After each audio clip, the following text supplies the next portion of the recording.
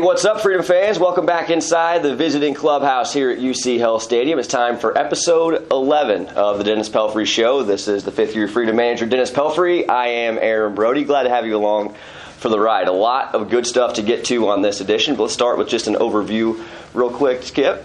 Team sitting at 45 and 29 on the season, still the top team in all the Frontier League and winners of 4 of your last 6. A good week of baseball just wrapped up. Yeah, it was nice, especially finishing yesterday with the 2-0 win. Very good ball game against a very dangerous club offensively, and our pitching staff did a great job of shutting those guys down yesterday. So kind of propelling us into this off day, so to speak, into that 10-game road trip is nice. No doubt about it. So the week started with 2 abbreviated series with the Gateway Grizzlies, a team you guys were 9-1 this season going into that 2-game set. Ended up splitting with Gateway, but you wrap up the season 10-2 in games played with the Grizzlies this year. I got to imagine if I talked to you before the season and said, hey, you're going to go 10-2 against Gateway this year, you would have taken that. Absolutely. I mean, that's a tough thing to do. It's really tough to sweep a team, and, obviously it's tough to go 10-2 in 12 games against a team. And, I think lucky for us, we're not having to play those guys here late because, those are the dangerous teams in the league, and the teams that are kind of at or near the bottom that are, still have a small chance of making the playoffs. They're going to play tough, and they're going to play spoiler to somebody. And, I think, down this last stretch here, they're going to be a dangerous team to play.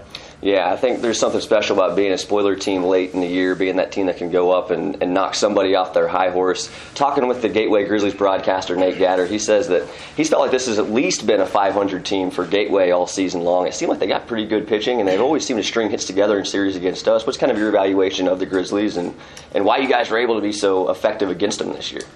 I mean, it's the one-run games. I think there were several of those, several walk-offs we had against them that, went our way. It goes back to what we talked about a couple weeks ago, those one-run games I put on the manager, and those are moves that, that I made in those games possibly, or us as a coaching staff made to get those wins. And I think, and on the flip side of that, Phil and his guys, they didn't make the right move or, put the right guy in at the right spot. So, I mean, I think that's what it comes down to, and it'll, I'll take that to my grave probably is the one-run games are on that head coach or manager. So, but there was a lot of those. I mean, they fight.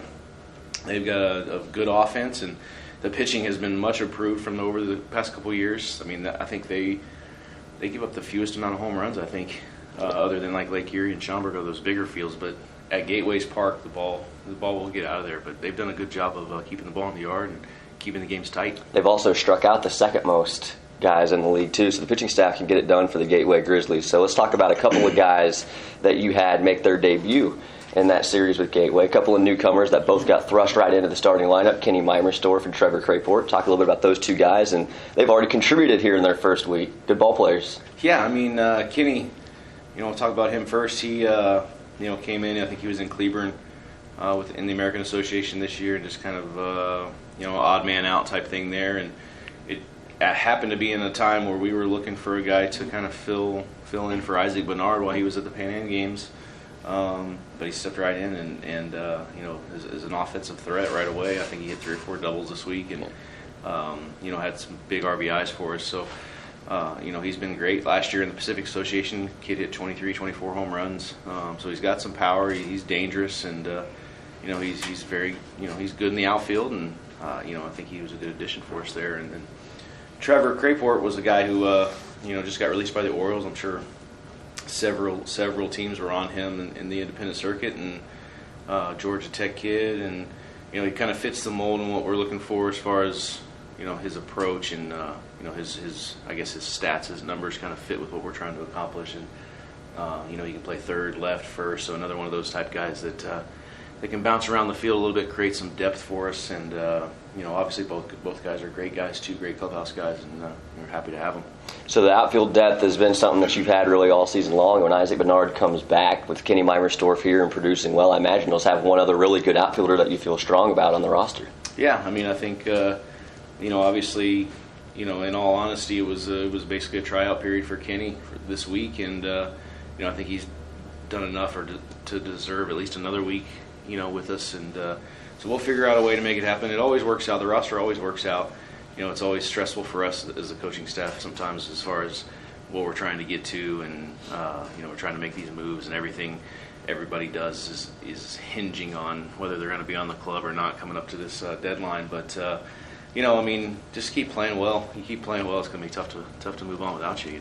Yeah, I'm just happy I'm the broadcaster, not to sweat that. I love the road trips. I love being in the hotels. I don't know what I would do if I had to get pulled into your office, aside from the Dennis Pelfrey Show, and told, Aaron, it's just not working. That might be why we're not in there today. Yeah, I want to stay away from that room as much as I possibly can. So it was a series split with the Gateway Grizzlies, which, by the way, means they still have never beaten Dennis Pelfrey and his Freedom team here at UC Hell Stadium in a series. Only one time ever have they actually taken a series from Dennis, and it was at their ballpark in his second year back in 2016. So the ownership of the Gateway Grizzlies continued here in 2019, 10-2. The Freedom's final record in those 12 games with Gateway. So right away, you welcome the Washington Wild Things here to UC Hell Stadium, a 4-game series, another day-night doubleheader. That's a tough offense over there. Don't look really at the standings and where they're sitting second to last in the East Division. That ball club's a lot better than that. Yeah, they're dangerous. I mean, they're leading the league in home runs, and and another team that, when they're down a little bit and kind of on the outskirts of making the playoffs,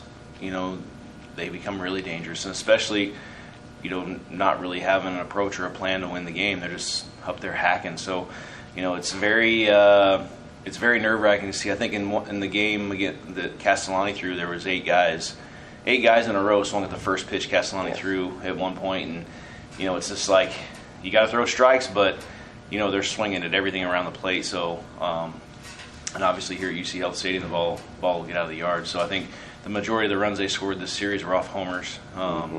But we kept the ball in the yard yesterday, and then game 2 of that day-night doubleheader, we did a very good job as well of at least battling with them offensively and keeping them under the 6 runs. I think enabled us to win the game. Yeah, that's no easy task when you're taking on the Wild Things. Their first 12 runs in the series over the first 2 games, all via the long ball. But let's talk a little bit about the guy who made the start in Game 1. The 9th inning got a little bit blurry, but George Foe, the lefty, was unbelievable in his second start with you guys. Going out in the 9th inning, looking for a complete game shutout. Took one for the team to save the bullpen ahead of a long weekend of baseball. Went back out in the 9th. Gave up 5 on a couple of homers. Of course, the Wild Things doing what they do. But, man, I thought Foe looked great again. He's looked sharp in back-to-back starts. Yeah, I mean, he gave us the lift we needed. I mean, this weekend was the last of the tough schedule for us this year. And I'll keep saying it, the toughest schedule in the Frontier League. Now we finally get to relax and breathe a little bit. But Friday was huge, for him to be able to go 9 innings, on an already shortened bullpen with the day-night doubleheader, both 9-inning games the next day, and then yesterday's game as well. So it was great. We were just hoping he would give us 6, maybe 7 innings, and he was masterful all the way through. And like you said, in the 9th inning there, just got away from him just a little bit. But again, it's a dangerous team. We're up big. We're up 10 runs, so they're up there trying to hit 10-run homers with nobody on base. Those type of things, and they'll catch one. They're going to catch one here and there. And they caught 2 that inning. So, but it didn't really do much damage as far as going into the next day or anything like that. It just we just ended up stopping it, and George finished it out for us, and it was a huge thing for us not using the bullpen at all that night. And got the Nut Hanger Award in the post-game awards, right? Yes, so that's right. That's awesome. So we talk about the pitching. It was phenomenal in that opener. The offense was also electric. That was as complete an effort as we've seen all season. 10-0 going into the 9th inning. It was all freedom all night. Had to feel good, and really you had to be proud of the guys to come out there after split, get the 4 games in a row with the Wild Things in 3 days. But they got back on track. They put up 10 runs. They scored at almost every inning. 6 of 8 at bats. You guys scored runs. It's going to be very hard to beat you guys when that's the case. Yeah, I mean, and that was huge for us as well offensively, because we've been a little stagnant offensively. Scoring 2 or 3 runs a game, a lot of 1-run games, those type of things. And over this last, I guess since we've been back from the All-Star break, we really haven't. I think we scored 9 one time against Evansville, but other than that, it's been 3 or 4 runs a game. And, the first half of the season, we're averaging over 5 runs a game, and, offense is clicking on all cylinders. And, I think it was really good for our guys to just kind of free up a little bit, have some fun, and not, be so, I guess, tense or pressured in each at bat. And, it was really good to see. Absolutely. So it ended up being 3 wins in 4 games with the Washington Wild Things, helping the Freedom make a 4-2 push here in their last week of baseball. 4 games up on the Evansville Otters now for second in the West Division. Guys are starting to pull away again. The footsteps have been loud here in the last couple of weeks. As you talked about, the second half, everybody in the West Division has been hot. It's been the one adversity period for you guys that closed everybody else back in. But now as you guys start to kind of build some more cushion, what do you think it's going to take moving forward with these guys to continue to build on the 4-game lead in the West? Again, I think it's, win the series at home and split the series on the road type thing. And, just play today. I think if we start worrying about, hey, we need to win 5 out of 6 this week or 3 out of 6 this week or go 500 on this 9-game road trip or whatever, which is impossible, by the way. But, if we start worrying about things like that or in the future or worrying about the playoffs, worrying about winning a championship, I think that's where we kind of get away from. It gets back to that thing I talked about where our confidence clouds our focus a little bit. So if we can just lock in and focus on pitch to pitch and, do our thing, because like you said, when we do our thing, we are the best team in this league and we are unbeatable. And I think that, a lot of teams can say that about themselves, but I truly believe that we are the best team and we have the most depth and talent. We're the most talented, I think, all the way around. So if we take care of business and we focus on what we're trying to accomplish, I think it's going to be an exciting finish to the year. This guy's been saying it from the very beginning. He's not just coming up with this now. He said in spring training, oh, by the way, this could be the very best team Florence has ever seen. And really, all season long, you guys have been the top team in all of the Frontier League. So it looks like you very well could and do have the best team in the 10-team Frontier League. So one guy that you're going to be feeling great about yourself, if you still have him come September, is Jonathan Tripp. The 2-time All-Star closer was nails as your back-end guy for his first 1.5 seasons here in Florence. 2-time All-Star doing that. You ask him to step in the rotation. You lose Tyler Gibson, the Cincinnati Reds. You kind of need that ace-like presence. Tripp's gotten 2 starts now. He's allowed 1 run. And on his last start just yesterday, 1 hit over 6 innings. My goodness, the guy can do it all. And you found yourself a bona fide ace.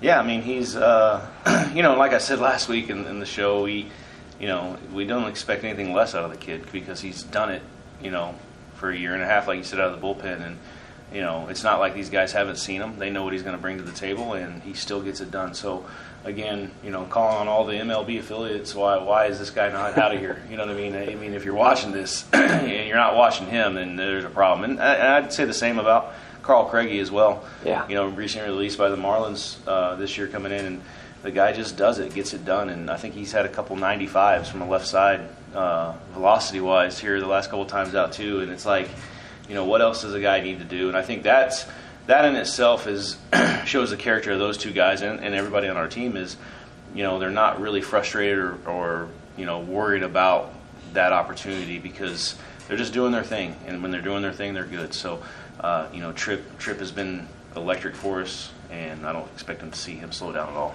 Yeah, Carl Craigie, too, the closer now that Tripp's in the 5-man rotation, really struggling. ERA at .3. So in 27 innings, Carl's going to finally allow 1 run. And that's kind of the way he's felt as your guys' closer this last couple of weeks. It's really been something to see. A good team, top to bottom, depth everywhere. So let's transition now. You got a road trip coming up here. You're going to Schaumburg. We obviously know that Jamie and you have a decorated history, and at the same time, you guys have run the series this year, 6-0 against the Schaumburg Boomers. They're a top team in the East Division. I think they just actually lost their perch with Lake Erie winning yesterday and them losing. They're now 1 game back of the top spot in the East, so they're playing their best ball, but you guys are undefeated against them this year. How do you keep that going? Again, we just do our thing. I mean, we're sending out Seabold and George Foe and Spivey, who we haven't even touched on yet on this show.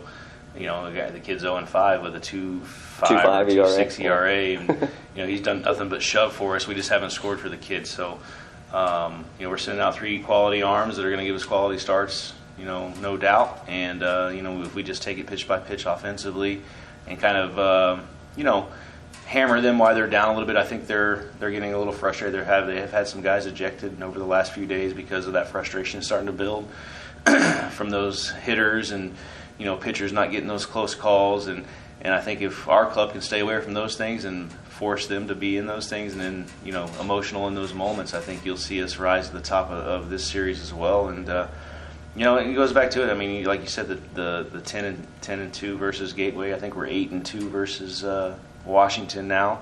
We got them 2 more times, and then we're 6-0 against Schaumburg. So even if we really, just win one of the 3 games there, the season series we've taken care of. So again, it all goes back to those numbers, and you can make them look however you want. But if we win the series against everybody for the year, then we're going to be in a good spot. So yeah. I feel pretty good about going into it, and I love Jamie Bennett and what he does over there. But I feel like we're a much better ball club, and we should handle them pretty well. So 6-0 against Schaumburg this year, have been the much better ball club in this season. You talked about it a little bit. Just have an opportunity to have a little fun here. They did have some eventful firework-like nights at the ballpark this past week. And did you know who the umpire was? Your best friend, Drew Ashcraft, in those games with the Boomers. I think they were actually playing one game under protest yesterday. So let's talk about that for a second. Have you ever played a game under protest since you've been the manager of the Freedom? And what exactly does that mean? Does there really get much from the Frontier League if you do? No, and there's been a few times where I wanted to, especially that game up in Lake Erie when the rule was called wrong. I wanted to play it under protest, but the problem is when you play under protest, our team has to immediately pay a fee for the protest, and if we win the protest, then we get the fee back. So obviously it's not something we discuss or think that we're going to have to do. So I'm not sure exactly what exactly goes into playing a game under protest, because I've never done it. The closest I've came, though, was the Lake Erie game where the ruling was messed up. But I don't think you can win a protested game on an opinionated call, especially a call without a replay. But it doesn't surprise me that umpire was there in that situation, because it is a controversy every time the guy's on the field. Yeah, so if you do win the protest, does that mean you get the guys, both teams, back on the field on a matching date, pick up the game wherever the protested play took place? I mean, what could possibly shake out? I don't know. I think you finish the game, and I think if the league deems that the protest was just, I think that either it becomes a tie or the win-losses flip. I don't really know, to be honest with you. I've never really looked into it because I don't want to do that. Right.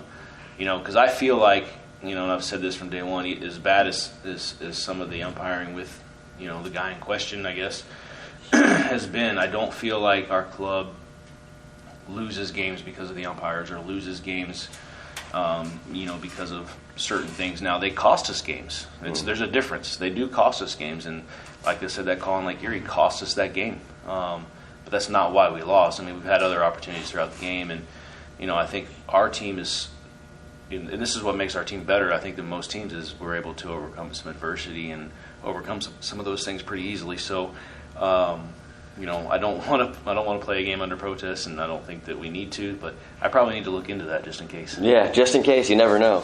But could have him back in UC Health Stadium, that umpire under question, as you said. That's probably bad on me to throw his name out a few minutes ago. But we'll switch gears now, move on to brighter topics. You did say at the beginning of the year this could be the best team Florence has ever seen. Just a couple years ago, your squad finished 61-35, so that would require you guys finishing the year now 18-5 over the last 23. Think you got a shot at it? 62-win season? Well, I think it's actually 17. 17. Okay, yeah, 45-29. You carry the one, right? Yeah, math not my subject. No, I proved it again. Yes. I mean, I guess if you're trying to place a number on it, I don't think the wins and losses tells the full story of what the team is. So let's just say we finish the year with 60 wins this year, but we win a championship, or there's some other things that go into it. I mean, obviously, the 61-win season was special, and it was a great franchise record, but, maybe some of the other teams are more down. Like, that year, I don't know that the Gateway Grizzlies or whoever finished last year, I think it was Gateway, were as good as they are right now. So this West Division, to me, in the 5 years that I've been here, is the best I've seen a division in our league, from top to bottom. I think Gateway's right there. They've lost a lot of one-run games where they could be flipped a little bit, and they could be ahead of Southern Illinois or River City right now. But, that's what the difference is. And I think us being able to handle those guys, and, we may only win 58 games or 55 games this year and win the West Division. But I still believe this is the best team, a better team than 2017. And I'll say it right now, still, as much as I love that team and I loved all the teams that we've had, It just so happens that we've put together, from a depth standpoint and a total baseball team, everything about it, I still think we're the best team that we've seen. Yeah, so 17-5 would be what it would take for the Freedom to have a better record. But as he said, that doesn't always mean everything. Is this the best the West Division's been top to bottom in your 5 years here? 100%. 100%. I mean, Evansville's always been good. Obviously, River City's always been good. Southern was good, and they weren't.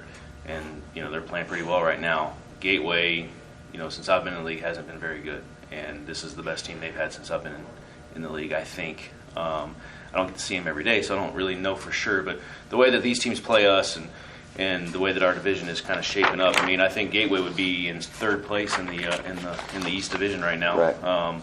So that just goes to show you right there that our division is better than their division based upon those numbers. But yeah, it's a very challenging division. I think fortunate for us, if there is a fortunate thing about our schedule, is I think we got 6 against River City, 3 against Evansville, and 3 against Southern, and that's really all we have left in our division. So we get to play the East, I think, the other half of the time while we're finishing up this season. So while the rest of our division beats up on itself, so I think that helps a little bit too. That does help. The Freedom are almost identical when taking on the East and the West this year, and I think that says a lot about how good your team is playing in the West, blooding each other up. 22-14 against West Division foes.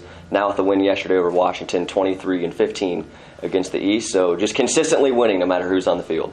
Yeah. It's other than Lake Erie stealing a few games from us late in the game or the umpire call. Half their wins against us in the last inning. Yeah. Other than that, we've done a pretty good job, and I think Windy City's played us really well. I think we're 3-4 against them right now, so we got to come more against them. But other than that, we've done a good job of handling our business and taking care of what we need to take care of. So I'm pretty happy with where we're at. We've talked about the ballparks a little bit, being a little bit bigger in the East Division. What are some of the other differences you've seen this year? We know the West has been really strong, the East maybe not so much, top heavy with Lake Erie and Schaumburg perhaps.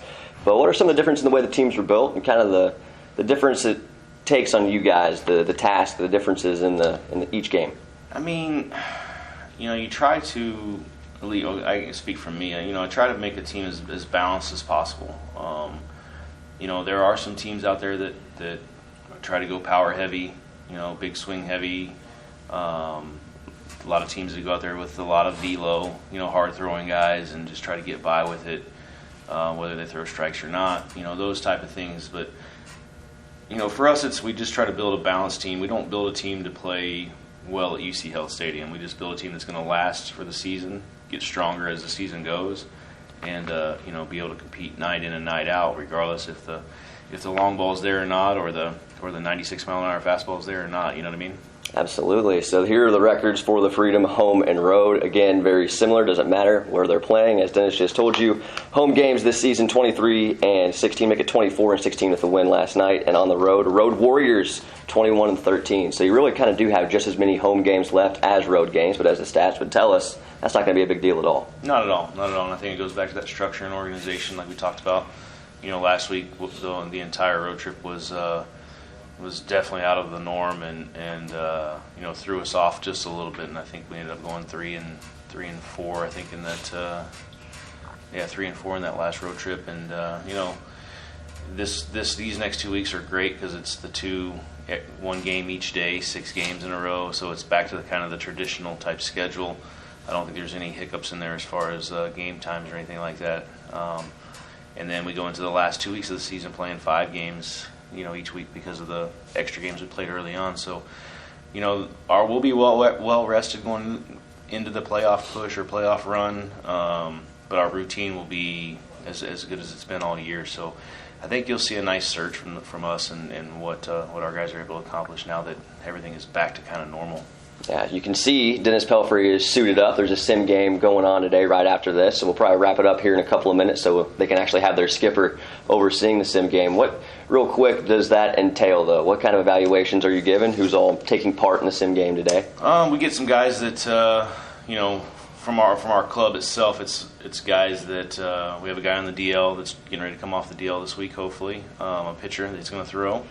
Hopefully he's going to be healthy and able to go. We've got a couple sticks that maybe not play every day that need some at bats. Make sure we get some of those at bats for these guys just to kind of keep them fresh. And then we got a couple guys that we're looking to possibly sign, a couple arms coming. So I think there's 3 arms thrown today. And we should have, I don't know, 6 or 7 guys out there getting some at-bats and just kind of fine-tuning, getting ready for this week coming up. Still the top team in all the Frontier League, your Florence Freedom. 45 wins already and closing in on what could be, even with the record, the best season in franchise history. This is the man at the top, Dennis Pelfrey, 5th-year Freedom skipper. This is his show, episode 11 of the Dennis Pelfrey Show. We'll go ahead and wrap it up here. Final shout-outs to those watching at home before we sign it off. Giovanni, my wife, every time. There's nobody else. Nobody else probably watching, so. My parents watch me. Yeah, so I got to get her in there, and maybe my son Jackson's watching. I doubt it, but he probably thinks it's boring. But obviously my wife, she's the one that makes this thing work. So. Yeah, we've hit 100 subscribers now. Nice. On Freedom Focus. So watching the games and watching you talk about your team, people are starting to come. If you build it, they will come. Yeah. And Dennis Pelfrey I like it. has built it. I like being able to share a little bit with everybody, and I'll share everything. I'm not really trying to hide anything or what we're trying to do. I don't care if the Evansville Otters manager's watching. Hey Andy, what's up, man? I can give you all the secrets you want, but you still got to beat us. You know what I mean? That's the thing. So I'm not really worried about somebody taking any of my stuff, because I don't think anybody can use my stuff the way that I use it. So.